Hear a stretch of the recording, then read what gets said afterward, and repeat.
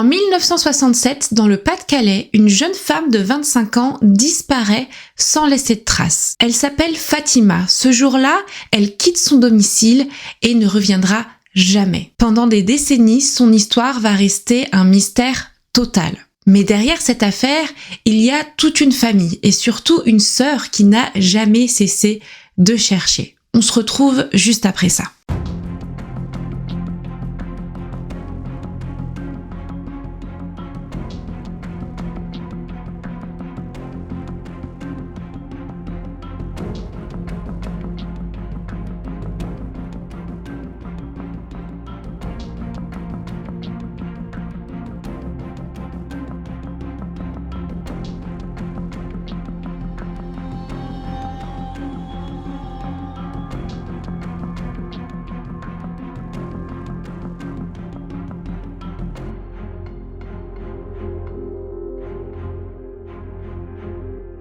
Bonjour à toutes et à tous, on se retrouve aujourd'hui pour une nouvelle vidéo d'une disparition inquiétante qui date il y a un petit moment maintenant. Si j'ai décidé d'en parler, c'est parce que plusieurs d'entre vous m'avaient envoyé un mail ou un message privé sur mes différents réseaux sociaux pour me parler de cette affaire et c'est vrai qu'elle m'a beaucoup touchée. C'est surtout le combat de sa sœur qui m'a beaucoup touchée. Alors, je voulais vous mettre en garde puisque donc en faisant ce petit disclaimer, tout simplement parce que au départ je vais parler des informations officielles données dans les médias, que ce soit les médias d'époque ou les médias actuels pour les mises à jour qu'il y a eu assez récemment. Je ne dis pas que ce qui a été dit dans les médias est obligatoirement vrai, puisqu'il est essentiel de dire que la sœur de Fatima, Fredera, mène ses propres recherches depuis des décennies et elle n'est pas d'accord avec tout ce qui a été dit dans les médias, puisqu'elle a, elle, sa propre idée sur ce qu'il s'est passé le soir de la disparition de Fatima. Une version donc elle considère comme la vérité et que je vais vous rapporter dans cette vidéo. Pour saluer le travail incommensurable réalisé par cette sœur Courage. À noter quand même qu'à ce jour, les éléments qu'elle avance n'ont pas pu être officiellement confirmés par l'enquête. Cela n'enlève en rien son courage et sa détermination que je tiens à saluer ici. Alors du coup j'avais essayé de la contacter sur TikTok essentiellement puisque c'est là-bas qu'elle était le plus active jusque tout début d'année 2026, mais c'est vrai que depuis quelques temps elle n'est plus active et donc j'ai envoyé un message mais je crains malheureusement qu'elle ne l'ait pas vu. Donc pour votre complète information, je n'ai pas été en contact avec elle mais j'ai récupéré beaucoup d'informations qu'elle-même a publiées sur ses réseaux sociaux.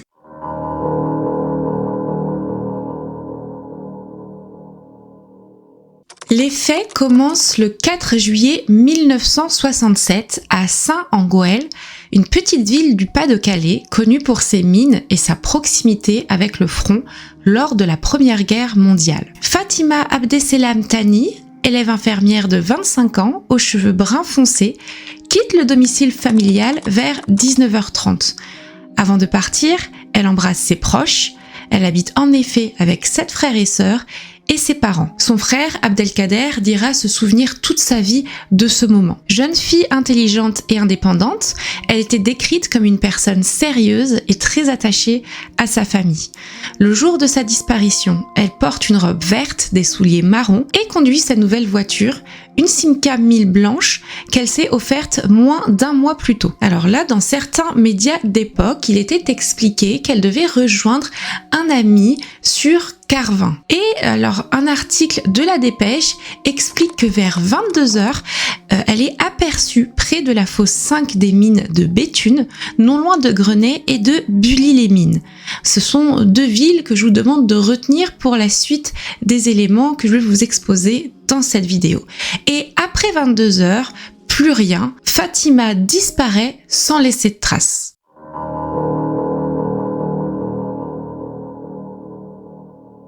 Enfin, sans laisser de traces, pas vraiment, vous allez le voir. parce qu'en effet, des habitants de l'impasse Fort-de-France à Grenay signalent la présence d'une voiture blanche, identique à celle de Fatima, stationnée sous leur fenêtre. Ils expliquent avoir entendu la veille au soir des éclats de voix venant du véhicule. Puis comme en fait ils ont vu le véhicule avec une porte ouverte et avec la veille des éclats de voix qui venaient de ce véhicule, ils ont voulu prévenir la police. Les enquêteurs qui arrivent sur place identifient tout de suite le véhicule comme étant celui de Fatima, qui avait disparu depuis la veille. Et plusieurs éléments étranges sont relevés autour et dans ce véhicule, donc notamment une portière qui est ouverte, les clés sur le tableau de bord et le sac à main de Fatima qui est retrouvé sur le siège, avec dedans ses papiers d'identité et un peu d'argent. Également, dans le sac, une lettre rapportée par les médias comme étant de rupture y est aussi trouvée. Une lettre qui aurait été écrite par Fatima. Autour des sous-vêtements éparpillés, dont une culotte déchirée retrouvée dans un champ voisin, ce qui laisse malheureusement présager du pire. Rapidement, donc avec ces éléments, les enquêteurs vont envisager la piste criminelle et une quarantaine de gendarmes et policiers vont ratisser la zone. Mais malgré ces recherches dites intenses pour l'époque, aucune trace de Fatima ne sera retrouvée. Une disparition dont le mystère n'est pas encore éclairci. Fatima, jeune infirmière algérienne de 25 ans, a-t-elle fait une fugue? A-t-elle été enlevée ou tuée? On a recherché son corps dans une fosse à Grenay, mais aucun indice n'a permis de faire aboutir l'enquête. Rapidement, l'attention des enquêteurs va se porter sur un proche de la victime présumée. On parle alors de son cousin Laribi Belaïdi, mineur de profession, qui travaille précisément dans le secteur où Fatima a été aperçue pour la dernière fois. Lors de son audition, il affirme être rentré directement chez lui après son service, comme à son habitude. Un alibi confirmé dans un premier temps par sa compagne Morissette. Mais quelques jours plus tard, la situation évolue et Morissette revient sur sa première version. Elle reconnaît avoir menti. Elle explique que finalement Laribi était rentré très tard cette nuit-là. Après ces révélations, une perquisition est donc menée à leur domicile. Les vêtements qu'ils portaient ce jour-là y sont retrouvés et alors ils ne sont pas retrouvés dans un très bon état. Ils sont complètement déchirés, comme s'il y avait eu lutte violente. Et ça, il s'est bien gardé de le dire. Et alors, en plus, certains médias parlent du fait que quand il était rentré, il était couvert de sang. Malheureusement, à l'époque, on ne pouvait pas vraiment vérifier des éléments scientifiques comme l'ADN. Ça n'existait pas, ce type de vérification. Et on n'a pas pu donc savoir à qui appartenait le sang ou s'il y avait des traces suspectes dans la voiture qui a été longtemps et je crois qui est encore aujourd'hui conservée par la famille de Fatima. Mais je pense que c'est intéressant qu'il l'ait conservé. On reviendra là-dessus à la fin de la vidéo.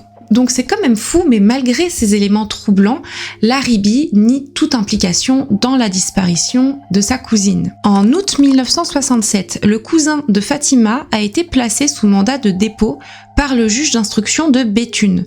Mais faute de preuves, le principal suspect du meurtre de Fatima a fini par être mis en liberté. Il quitte très rapidement la France, s'installe définitivement en Algérie où il y décédera bien des années plus tard sans que l'affaire ne soit élucidée. L'enquête s'enfonce alors dans le mystère et plusieurs hypothèses vont être évoquées par les médias d'époque, des hypothèses que je rapporte, donc notamment évidemment l'implication du cousin, un enlèvement peut-être qui n'a rien à voir avec une tierce personne dont on ne connaît pas l'identité, ou alors on parle d'un possible rendez-vous amoureux qu'elle aurait eu à ce niveau-là. C'est apparemment une zone qui est connue pour les rendez-vous amoureux, avec peut-être un mineur. Alors pourquoi on parle de mineur? Tout simplement parce que, je vous le disais, la mine est à proximité. Pendant toutes ces années, l'énigme reste totale. Je tenais à préciser quand même que j'ai pu lire quelques anciens articles de l'époque. Je trouve que Fatima n'a pas été dépeinte d'une bonne manière, c'est-à-dire qu'ils accentuaient vraiment sur son physique, sur le fait qu'elle était jolie et donc qu'elle aurait pu faire tourner la tête des hommes. Alors, Ça ne serait pas indiqué de cette manière aujourd'hui, mais vraiment, je trouve que certains articles étaient écrits de manière assez sexiste.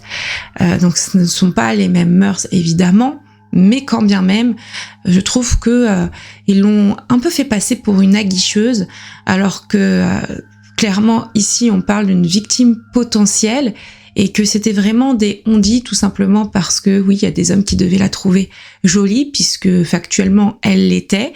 Donc je pense que ça a été très dur pour la famille de Fatima de lire ce genre de choses et c'est vrai que ça met pas en valeur une personnalité qui était pourtant intéressante en dehors de son physique. Je vous disais, elle habitait avec ses parents et ses frères et sœurs, et donc malheureusement ses parents ont fini par décéder sans savoir ce qui était arrivé à leur fille. On parle aussi du père qui était déjà infirme au moment de sa disparition dû à un accident qu'il avait eu l'année avant, et lui il est mort vraiment l'année d'après la disparition de sa fille, donc très tôt. Et sa mère est décédée bien plus tard. Plusieurs dizaines d'années passent, rendez-vous compte, on arrive 57 ans après la disparition de Fatima sans qu'on ne l'ait jamais retrouvée, mais on va avoir des nouvelles, et c'est sûrement comme ça que vous avez entendu parler de cette disparition, le 20 juin 2024. Donc, il y a très peu de temps, il y a un peu moins de 2 ans. C'est un événement inattendu qui va relancer l'affaire. À Bully-les-Mines, sur le chantier de la future piscine municipale, des ouvriers découvrent un squelette humain. Le corps est enterré à environ 50 cm de profondeur, en position fœtale. Un anthropologue est donc dépêché sur place et ses premières conclusions indiquent qu'il s'agit d'une femme âgée entre 18 et 25 ans et inhumée depuis au moins un demi-siècle. C'est une description qui correspond totalement à Fatima. En plus de ça, on est sur un lieu qui se trouve exactement à 5 minutes de là où la voiture de Fatima a été retrouvée. Donc là, quand on apprend cette information, imaginez-vous la famille et surtout la sœur de Fatima dont je vous ai déjà parlé plus tôt. Ils se disent tout de suite, ça y est, c'est elle, on l'a retrouvée et on va enfin pouvoir faire notre deuil. Apparemment, en plus de cela, le squelette avait une dent manquante, ce qui pourrait, si j'ai bien compris, correspondre à Fatima, et aussi a été trouvé à côté du squelette un petit bouton comme un bouton de chemisier qui aurait pu correspondre aux vêtements qu'elle portait à l'époque. Et donc très rapidement, les enquêteurs établissent un lien entre ce squelette et l'affaire de Fatima. La brigade criminelle de la division de la criminalité organisée et spécialisée est saisie du dossier pour essayer de trouver l'identité du squelette. L'objectif est clair, identifier les restes et déterminer les causes de la mort. Sur ses réseaux sociaux, Federa, la sœur de Fatima, exprime comme un soulagement. Elle est persuadée qu'enfin elle va avoir des réponses, et sur son compte TikTok très actif comme je vous le disais, elle ne cessera de répéter, je cite, « Ce que je veux, c'est offrir une tombe à Fatima et qu'elle repose à côté de notre mère. » Mais malheureusement, après plusieurs semaines d'analyse et donc d'attente et d'angoisse pour Federa, les résultats ADN tombent le 6 septembre 2024. Le procureur de la République de Béthune indique que le squelette ne correspond pas à Fatima Abdesselam Tani. Selon un article de France Bleu que je vais vous lire ici et que je vous mets à l'écran, les explications sont un peu techniques, mais le type d'ADN prélevé sur le squelette, l'ADN mitochondrial, qui peut être isolé sur des prélèvements même très anciens ou abîmés, exclut tout lien familial avec Fatima, la jeune femme disparue. Le laboratoire qui a fait ces analyses n'est pas parvenu à extraire l'ADN nucléaire, donc l'ADN du noyau des cellules, ce qui permettrait de définir le profil génétique de ces restes découverts. On ne pourra donc sans doute jamais donner une identité à cette personne retrouvée, savoir s'il s'agit d'un homme ou d'une femme, son âge ou encore les causes du décès. Le procureur de Béthune, Étienne Thieffry, précise que toutes les informations sur d'autres affaires anciennes de disparition seront recoupées avec la découverte de ces ossements. Le pôle spécialisé dans les cold cases, basé à Nanterre, sera saisi si nécessaire, mais il pourrait tout aussi bien s'agir de restes très anciens, comme ceux d'un soldat de la Première Guerre mondiale. Le mystère reste donc entier, mais moi ce qui me perturbe, c'est que ces déclarations contredisent les premières déclarations donnée par l'anthropologue qui est venu sur place pour identifier les restes et donner un peu des informations. Là, on n'est même pas sûr finalement qu'il s'agisse, selon les propos recueillis par France Bleu, d'ossements de femmes ou d'hommes finalement. Et je me pose plusieurs questions. Est-ce que il y a eu des erreurs sur les premiers articles concernant les propos recueillis par l'anthropologue? Est-ce qu'il y avait assez peu d'ossements pour pouvoir identifier s'ils appartenaient à une femme ou un homme? Mais on parle bien d'une position fœtale, donc à mon avis, ils ont été en capacité, en tout cas l'anthropologue, de dire si c'était une femme ou un homme. Parce que vous le savez, normalement, on peut quand même faire la distinction avec certains ossements, et notamment les os du bassin, qui sont plus larges chez une femme, donc plus reconnaissables que chez un homme. Mais je trouve que ça reste assez flou, et donc je voulais vous partager ma réflexion ici.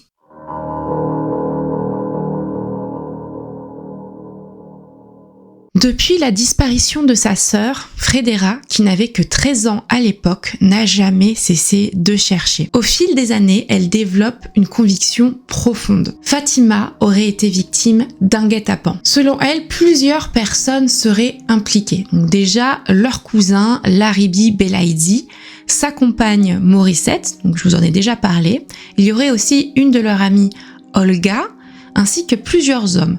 Jean, Stanislas, Roger et Marcel. Elle évoque également dans ses recherches un certain André qui aurait, avant de mourir, rédigé une lettre détaillant le déroulement des faits qui aurait été confié donc au moment de sa mort par sa femme à la mère de Fatima. Et donc dedans, je vais pas tout vous mettre, c'est la description exacte de qui était là, qui aurait fait quoi, ce qu'il se serait passé. Les coups que Fatima se serait pris, les violences et agressions qu'elle aurait subies ce soir-là, les gens qui auraient rigolé autour d'elle, voilà, comment tout le monde serait parti de la scène ensuite. Et c'est vrai que bon, c'est assez dur à lire, donc j'imagine même pas ce que la mère et la sœur, en tout cas tous les proches de Fatima ont pu penser en lisant ça, mais on est obligé, quand on a une personne disparue qu'on lit ça, de faire une enquête telle que Frédéra l'a faite derrière pour faire éclore la vérité. Dans la version défendue par Frédéra, Fatima aurait été attirée dans un piège alors qu'elle aurait eu un rendez-vous avec une amie, une complice, possiblement dans la rue Cuvier à Liévin, avant que la scène ne soit déplacée à Grenay, donc là où la voiture a été retrouvée, pour donner l'illusion d'un autre scénario. Alors pourquoi est-ce que il y aurait eu ce guet-apens? Elle va évoquer un possible lien avec un trafic affreux qu'elle ne décrit pas réellement.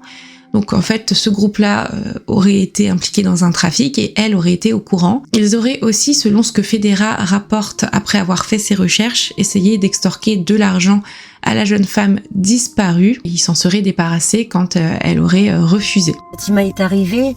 Elle cherchait après elle, mais elle n'a pas trouvé. Par contre, il y avait une autre voiture dans la rue avec Marcel à l'intérieur et Laribi, Morissette et Jean. Et Marcel a descendu de la voiture pour rencontrer Fatima. Et Fatima n'a pas voulu lui parler et il a insisté pour pouvoir lui demander de l'argent, mais vu au refus de Fatima, Marcel elle y est reparti, mais il y a Morissette qui a descendu à son tour. Marcel il a dû reconduire Olga, Morissette, Jean chez eux. Et il est revenu chercher les autres après avoir tiré Fatima. Après, on manque un peu d'éléments précis, donc c'est très compliqué de connaître le mobile. On peut aussi penser à d'autres mobiles qui pourraient correspondre à un guet-apens, donc notamment une altercation ou un différend inconnu des proches de Fatima, ou aussi peut-être une jalousie, quelqu'un qui était jaloux de la beauté de Fatima ou du fait qu'elle plaisait à certains hommes. Au fil de ses recherches, Frédéra affirme avoir recueilli pendant des dizaines d'années des témoignages et confidences de plusieurs des protagonistes et de leur entourage. Elle partage d'ailleurs toutes ses découvertes sur son compte TikTok. J'ai tout regardé. Depuis 2022, elle poste énormément. Elle a beaucoup posté. Et donc, c'était assez long, pour être honnête, mais c'est important pour connaître toutes ses recherches et toute son enquête, finalement. Donc, elle continue à faire vivre sa sœur à travers cette page TikTok qui est quand même assez suivie. Et elle rend donc son enquête personnelle publique. Elle va des fois retrouver certaines personnes qu'elle va interroger, parfois face caméra. J'en ai jamais parlé à ta famille. J'en ai jamais parlé dans la cité. Moi, André m'a tout raconté. Il m'a envoyé André, avant de mourir, il a fait un courrier. Et il nous a tout raconté, tu comprends? Sinon, comment veux-tu que je vienne sonner à ta porte? J'aurais pas pu. Moi, je te connaissais pas. Je connaissais pas Marcel. Toi, non. T'avais peur. Quand tu l'as su, c'était fait. Tu pouvais rien dire. Non, t'aurais parlé. Tu t'aurais peut-être fait la même chose. Je sais pas, mais... T'avais peur, tu pouvais rien dire. J'ai peur de rien. J'ai pas fait mal, j'ai rien fait. Oui, toi non. Ben bah oui. Toi non, toi t'étais pas là ce jour-là. Non, Je sais que t'as envie de libérer ton truc, ton... Oui, parce que ça dure trop longtemps. C'est vrai. Ça ne va plus, ça. Oui, alors écoute bien, c'est pas la police qui va venir te faire parler. C'est simplement moi. Je te demande simplement à côté de quoi. Tu me dis à côté de quel endroit. Tu sais, nous les armes, on ne peut pas laisser les corps traîner n'importe où. Si parce que ma soeur, elle a... je te le dirai. Écoute, ma soeur, elle a besoin d'une prière. Et je veux qu'il ramasse les os et qu'on le met dans... Elle ira même jusqu'à rencontrer son cousin, Laribi Belaïdi, le principal suspect dans la disparition et la probable mort de Fatima, jusqu'en Algérie donc. Dans une séquence particulièrement marquante, elle lui pose cette question, est-ce qu'elle a souffert et où est-elle? Tu l'as mis où, ma sœur?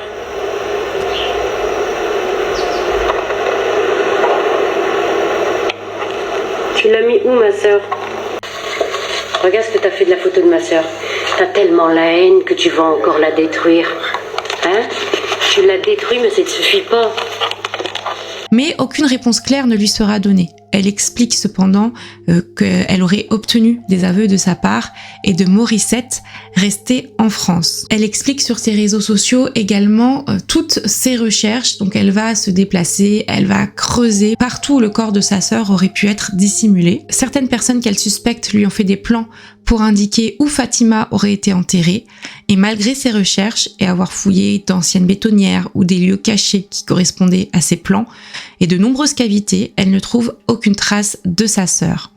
Un arbre où la lettre F était gravée dessus serait une indication où Fatima aurait été enterrée. C'est la lettre de son prénom qui était gravée sur un tronc d'un arbre en hauteur. Ah bon? Il fallait qu'on tourne le dos tourné au nord et son nom était la lettre F a été gravée vers l'ouest. Oh, je ne sais plus. Mais je crois que c'était le dos tourné entre le nord-ouest. Donc la lettre F s'était marquée vers le sud-est. En 2019, elle guide donc les gendarmes jusqu'au bois de Verdrel, où cet arbre se trouvait et où des ossements sont découverts. Mais les recherches n'ont rien donné, les analyses révéleront qu'il s'agit d'ossements d'animaux. Elle évoque d'autres lieux, d'autres indices. Elle explique que d'après ses recherches, la fameuse lettre de rupture retrouvée dans le sac de Fatima dans sa voiture était en fait une fausse lettre. C'était un leurre, c'est quelqu'un qui aurait écrit cette lettre pour donner l'impression que Fatima allait partir, puisqu'il y avait écrit adieu dans cette lettre, qu'elle partait soit parce qu'elle était triste d'une rupture amoureuse, ou tout simplement parce qu'elle aurait voulu mettre fin à ses jours. Et selon les propos de Frédéra, c'est pour cela que les enquêteurs ont rapidement abandonné les recherches.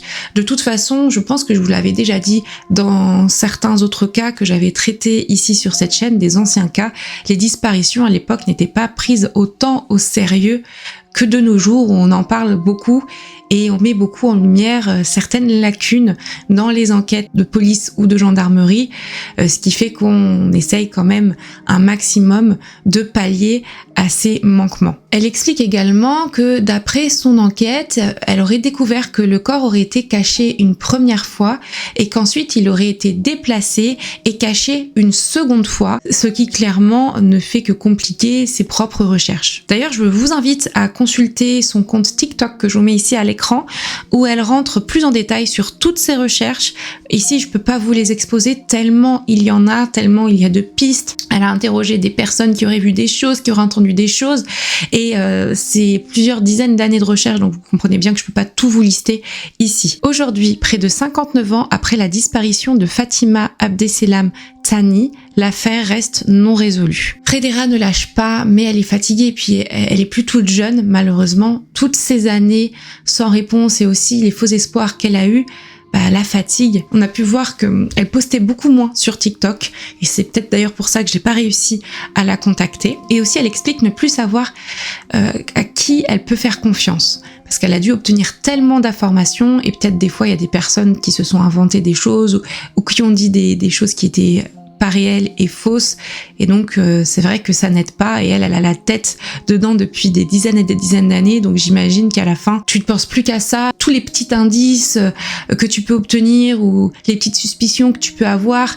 finalement sont amplifiés, et des fois ça te fait perdre toute objectivité dans ton enquête. Malgré les avancées scientifiques, malgré les nouvelles méthodes d'analyse et malgré l'espoir relancé en juin 2024 avec la découverte d'un squelette à Bully-les-Mines, aucune preuve formelle n'a permis à ce jour de déterminer ce qui s'est réellement passé le soir du 4 juillet 1967. Les investigations menées à l'époque n'ont jamais abouti et les éléments matériels restent aujourd'hui extrêmement limités. Cependant, depuis 2022, un nouvel acteur pourrait faire évoluer ce type de dossier. Je vous en ai parlé un petit peu plus tôt avec les propos du procureur de la République, mais je vous en parle très souvent ici, depuis sa création en mai 2022, si je ne me trompe pas, du fameux pôle national des crimes sériels ou non élucidés de Nanterre, plus connu sous le nom du pôle Cold Case, qui a été mis en place pour centraliser et réexaminer les affaires anciennes restées sans réponse, avec pour objectif de reprendre des dossiers parfois vieux de plusieurs décennies,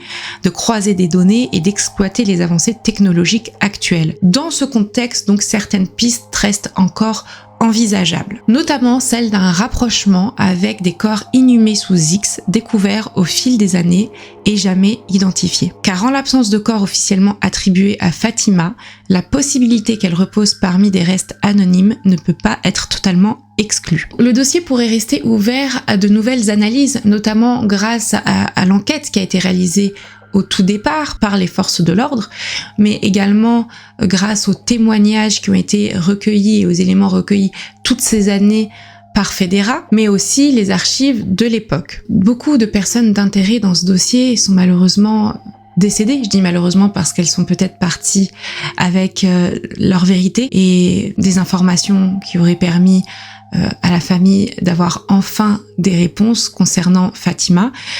Parce que, je vous le rappelle, ça fait presque 60 ans. 60 ans en 2027, ce sera. Vous vous rendez compte, c'est plus d'un demi-siècle. Et on a quand même Fredera qui continue depuis tout ce temps de rechercher sa sœur disparue. C'est horrible, mais en gros, sans Fredera, on n'aurait plus aucune information concernant Fatima et plus personne n'en parlerait. Donc j'espère réellement qu'elle pourra avoir des réponses à toutes ces questions. Parce qu'en effet, il y a encore certaines personnes de l'époque qui sont intéressantes dans ce dossier, qui sont en vie, alors très certainement plus pour longtemps, parce qu'on est quand même sur presque 60 ans après, je vous le disais, mais il y a aussi des personnes descendantes de ces personnes-là, ou de personnes déjà décédées, qui ont eu des informations et qui ont été mis au courant, potentiellement, donc c'est pour ça qu'il ne faut pas perdre espoir, même après tout ce temps. Au fil des années, Fredera s'est forgé une conviction en assemblant des éléments parfois fragmentaires auxquels elle croit profondément. Mais cette quête, aussi légitime soit-elle, peut parfois l'amener à exposer publiquement des versions qui restent à ce jour non confirmées, avec l'espoir malgré tout que la vérité finisse un jour par émerger. Parce qu'au-delà des hypothèses et des années qui passent, une seule chose compte aujourd'hui, retrouver Fatima, lui offrir une sépulture décente et enfin offrir à ses proches et surtout à Frédéra des réponses à toutes leurs questions, qu'ils puissent enfin faire leur deuil après près de 60 ans d'incertitude.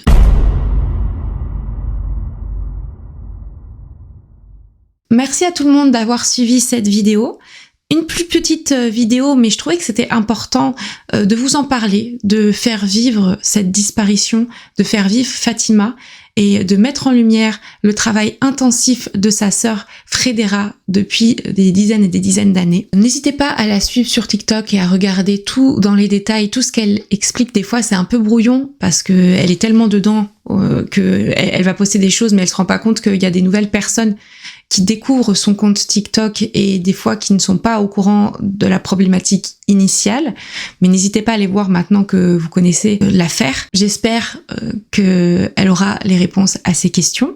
Je vous remercie à nouveau d'avoir regardé cette vidéo. On se retrouve la semaine prochaine pour une nouvelle vidéo sur une disparition française à nouveau. N'hésitez pas à me suivre sur tous mes réseaux sociaux qui sont disponibles en barre d'informations. Vous pouvez retrouver ces vidéos sur Spotify.